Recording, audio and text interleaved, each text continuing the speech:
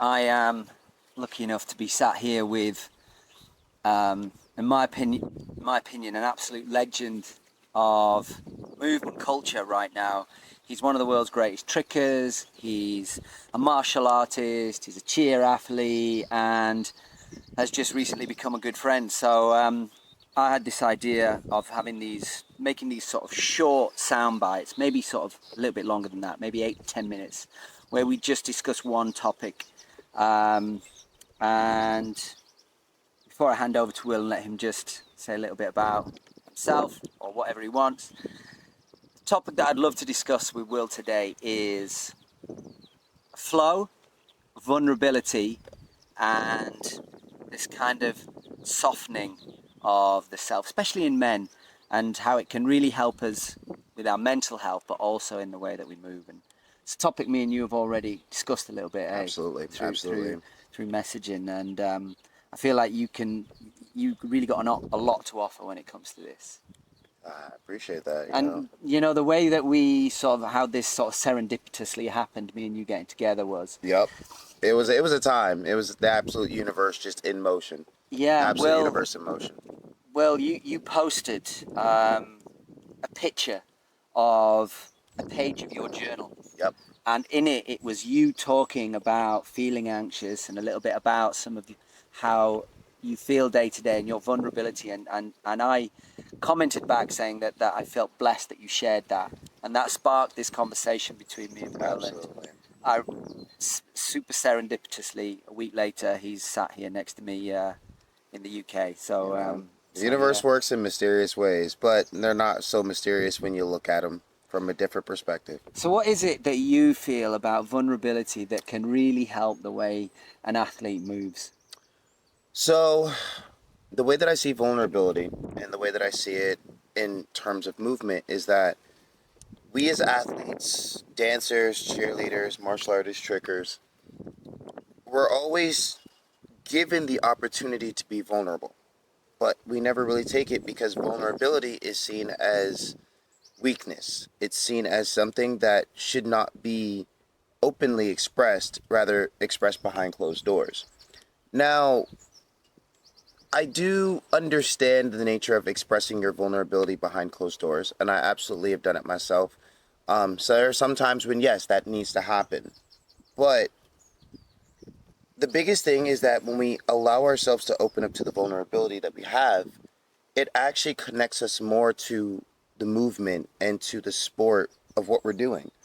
That vulnerability can be anything from you feeling like you're not good enough, or you feeling like you're not putting in, enough heart or work, or that somebody else is above you in what you're doing. There are many different things that can trigger the vulnerability.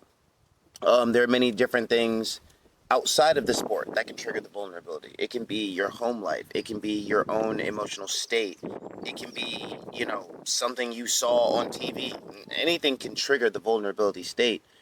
But it's allowing ourselves to really open up to the vulnerability state. It's allowing ourselves to really feel into it and to understand what it's trying to teach us. It is a super beautiful teacher if we're willing to be open-minded students.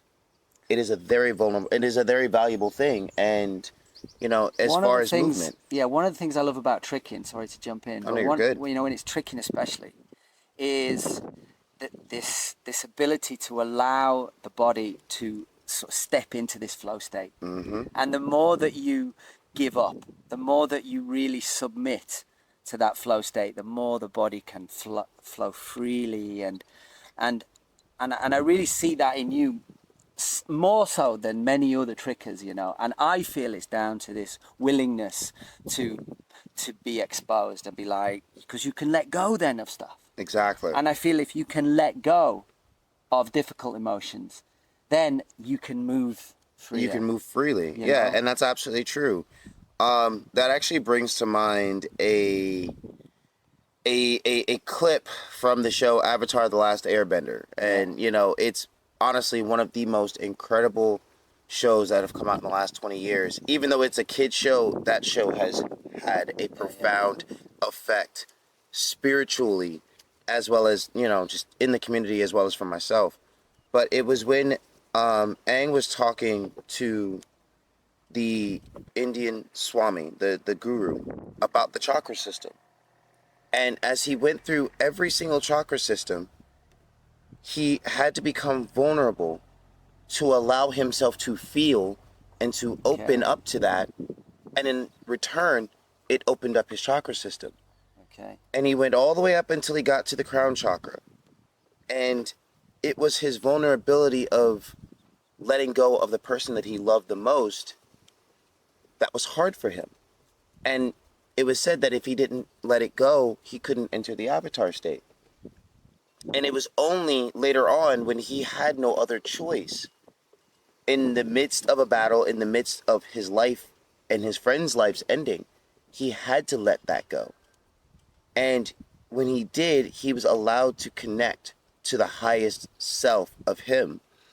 And the story goes on, and there are some parts to it that, you know, make a lot of sense, and some parts that, you know, are a bit longer. Dude, but I mean, it shows you, yeah, like it shows you how when you willingly step into your vulnerability with the mindset of not judging yourself so harshly, but rather loving yourself and allowing yourself to express wholly, you connect to the highest realms of your own consciousness, of your own divinity, of your own energy. And that can effectively change your life around in a split second, including your movement. Like when I allow myself to be vulnerable in my movement, it is an entirely different feeling than when I'm just focused on a trick, or I'm focused on a combo or a technique in specific. When I allow myself to be vulnerable and really understand how that plays into who I am and what I actually want to do, my body becomes, it's like Bruce Lee said, it becomes water. It becomes fluid. It becomes connective. It becomes a force that I don't necessarily use very often, but when I do, it is absolutely intense. It's incredible. And the more we do it, the more we get accustomed to it, to the point where we don't have to really take all this time to be vulnerable and to step into it. It just happens in a split second. It happens in a thought. And that's how, you know, I go into my flow state. Like I do that a lot of the time. Like even when I'm like putting on music and I'm just kind of zoned out, like I allow myself to step into that flow state of vulnerability, and, you know, just to see what happens, allow everything to happen as it should, and as it naturally is going to, so that I can learn from it and then integrate it later on into other things. Not even just my movement, but just my daily life in general. Do you feel like you're less likely to get injured if you're in that flow state? If you're in that, sorry, not obviously in the flow state, but in that state of vulnerability where the body's looser and softer. I do. I find it's, you know, less hard edges to sort of connect with the ground. Absolutely. You know? Like the thing is that when you are really connective and in tune with your body knows how to avoid injury. And your body is going to do everything it can to avoid the injury. The reason why injuries happen for the most part when we're training is because our mind says one thing, our body is saying the other. The issue is that the body is trying to protect, you know, our brain, our heart, our organs, our legs, you know, muscle tissue, everything. But if we're constantly thinking, oh, I have to do this, or no, it needs to be like this, we're fighting against a natural rhythm. And that's in turn what causes that disruption, and in turn will cause the injury. Yeah. Like, for me personally, like when I stopped trying to overthink how I wanted to land or how I wanted to do something, generally my body gave me the answer, and it did it on its own. And it made me feel like, okay, if I just trust it, especially if I'm really highly moving, it'll be fine. I'll figure out a way to get into it. I'll figure out a way to kind of save myself for me, and I'll be able to continue on and keep moving. And the more you continuously do that, the more you find that your body is honestly like a big thing of rubber, and it can take and transmit and get rid of energy as it needs to. And fly. It float and fly. Like you can do a lot of things, but it's almost like mentally you have to just allow it to happen. Like it's almost like the vulnerability allows us to release all of this sort of trapped emotion. Exactly. Which is weighing us down. Exactly. So by releasing that through this, being honest, being open, you know, crying if we gotta cry. Exactly. Being sad if we gotta. Ain't nothing wrong with some crying. Yeah, Ain't nothing man. wrong with some crying. I've done it. I've done it during sessions, and Hey. it's made sessions so much more comforting and loving and understanding. So like, And then there's the lightness, like you talk It about is. in this sort of avatar state. So for me, it's almost like you view tricking a movement as a spiritual practice, which I love, Absolutely. which I dig, and that for me doesn't get spoken about nearly enough as I think everyone would love to. 'Cause Exactly. all the 'Cause, top like, practitioners have got to be connected in some way. they are, and I think that's the thing is like, unconsciously we're connected. I mean, we wouldn't be tricking if we weren't if we weren't connected in some way, shape, or form. Like, there are very few people that I've known of in the tricking community that have really spoken about this. Up until, like, maybe the last couple of years, where it's becoming much more of a thing.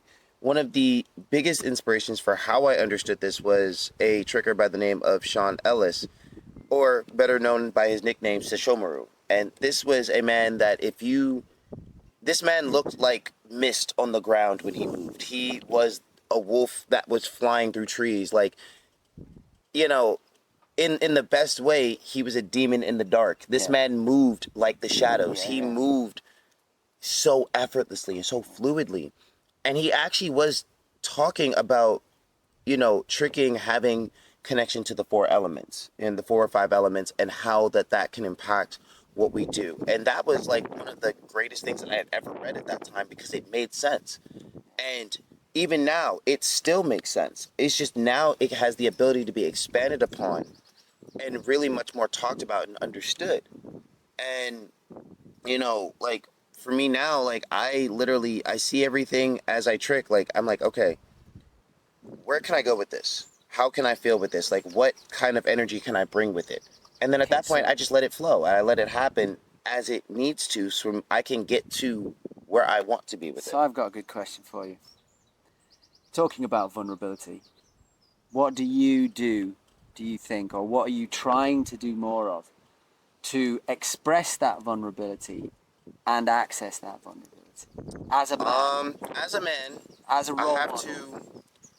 So for me, I've started really just being honest with my writing, like sitting and talking and vocally speaking about what I feel. I've been making videos that I've posted on, my other channel and my other page on Instagram, and I've just been honest with myself. Like, I've literally sat and just, I've looked at myself in the mirror, and I've been like, okay, what is it that I want? What is it that I'm hoping to achieve? What is it that I'm guided to achieve? What is it that I internally want to express? And I sit there and I let myself feel through everything. And is it Like, uncomfortable? it is. It's absolutely uncomfortable. It's being vulnerable in that way is probably one of the most terrifying things you could ever really do, because you are allowing yourself to be weak in a world where weakness is treated as it's just treated as it's not good. Like, you're not supposed to be weak. You're not supposed to be, you're not supposed to be that vulnerable. And I'm like, it doesn't make sense anymore. Yeah. Because, one, if we're looking at this from a purely, like, energetic and very natural standpoint, most of this world is vulnerable. By nature, it's vulnerable. Trees are vulnerable. Grass is vulnerable. Birds, animals, everything is vulnerable. But yet, it flows with nature. Humans are really the only thing that do not flow with nature as they can. And as a result, we're stressed out. We stress ourselves out so much. We really don't have any connection to nature. We don't have any connection to our own internal vulnerability or our own internal spirit, for the most part. And that's not to say that all people are like that, but more modern day people, So you living in write. society. You write in your journal. I write in my journal. You post. I So you post. talk to your audience a little bit in a more vulnerable state, not always showing the kind of the powerful kid wolf, but sometimes you're showing the sort of vulnerable, sort of wild animal. Yep. Yeah, and I suppose other things, I mean, for people in the tricking community who don't know who I am, I'm Bowie's dad, who's like a young up-and-coming tricker, but we do... The poster. Yeah, we do breath work. I try and help Bo to sort of connect with some meditation. you know, we hug, we talk about Exactly. deep topics. Exactly. I mean, You know, I know that it's not easy. You know, I'm brought up in Northern England in the 1970s. You know, it was not vulnerability it was not was not a something thing. that we were encouraged to You do. know, But absolutely.